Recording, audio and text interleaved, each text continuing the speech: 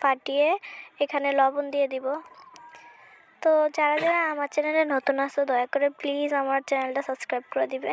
তো তারপরে হচ্ছে কড়াইতে আমি এখানে তেল দিয়ে দিছি আমার পরিমাণ মতন, তারপর হচ্ছে ডিমটা ঢেলে দিছি।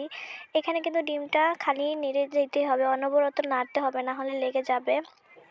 তো পরে নাড়তে নাড়তে এই অবস্থায় হয়ে যাবে ডিমটা। আর তারপর হচ্ছে আমার আরও তেল লাগবে, আমি এখানে একটু তেল দিয়ে দিছি, বেশি কিন্তু দিতে হবে না, অল্প একটু তেল দিলে হবে। তো এখানে আমার ভাজা শেষে এখন আমি উঠিয়ে নিছি।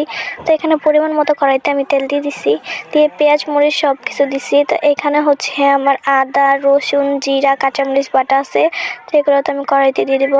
অনেকক্ষণ দিয়ে তেলের ভিতরে ভাইজা নিছি আমি, তারপর হচ্ছে পানি অ্যাড করে দিছি। এরপর হচ্ছে আমি দিব লবণ, তারপর হলুদ মরিচের গুঁড়া দিয়ে আমি কিছুক্ষণ কষাইয়ে নিব। তারপরে হচ্ছে দিয়ে দিব আমি মুরগির মাংস ভেজে রাখছি, ওই মুরগির মাংস দিয়ে দিব। এই ক্লিপটা আমি নিতে ভুলে গেছিলাম।